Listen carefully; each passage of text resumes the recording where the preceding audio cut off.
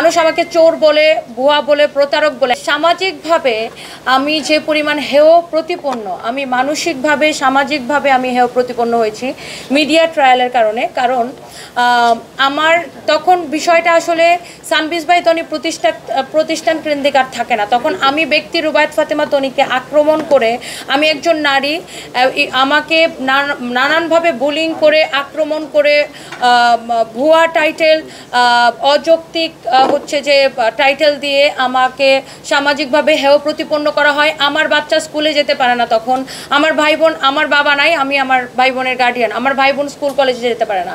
মানুষ আমাকে চোর বলে, ভুয়া বলে, প্রতারক বলে, একটা অভিযোগ প্রমাণ হওয়ার আগেই মানুষ আমাকে এইসব বলে আখ্যায়িত করে সামাজিক যোগাযোগ মাধ্যমে বিভিন্ন ভিডিও, বিভিন্ন পোস্ট, বিভিন্নভাবে বুলিং এবং আমার সন্তান এই জন্য স্কুলে যেতে পারে নাই।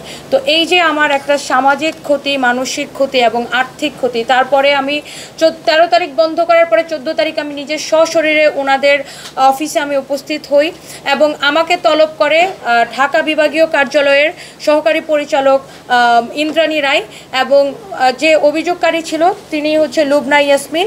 ওনার অভিযোগের প্রেক্ষিতে সর্বোচ্চ জরিমানা হচ্ছে 50,000 টাকা ইন্দ্রাণী রায় আমাকে জরিমানা করে।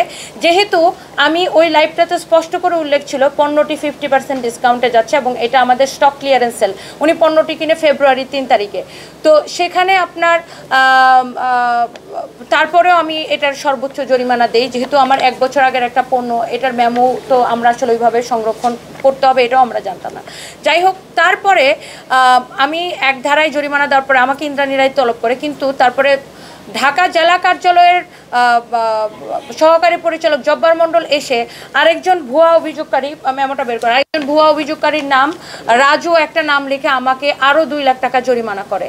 যেটা আমি তখন জরিমানার টাকাটা প্রদান করতে বাধ্য হই, কারণ তখন ওই সময় আমার কাছে মুখ্য বিষয় ছিল যে যেহেতু সামনে ঈদ আর আমি আসলে আমাকে ব্যবসা করেই চলতে হবে, আমি জরিমানার টাকাটা দিয়ে আমি এখান থেকে মানে আমার দোকানটা খুলতে চাই এবং ওনারা আমাকে আশ্বস্ত করে জরিমানার টাকা, এখানে আমার 2টা জরিমানার রসিদ আছে, জরিমানার টাকা দিয়ে দিলে ওনারা আমাকে আমার দোকানটা খুলে দিবে।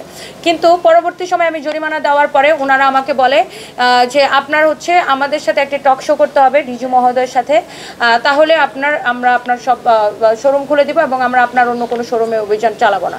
তো স্বাভাবিকভাবে যেহেতু আমার আরও শোরুম আছে, তো আমি চাই যে আমি আরও কোনো ক্ষতির সম্মুখীন হই, যেহেতু আমি সামাজিকভাবে বিধ্বস্ত, অলরেডি আমাকে বুলিং টুলিং করে অনেক কিছু হয়ে গেছে এর মধ্যে। তো আমি তখন এক প্রকার আমার অনিচ্ছা থাকা সত্ত্বেও আমি টক শোতে যাই ওনাদের, এবং টক শোতে কিন্তু ওনারা কথা বলেছে আমি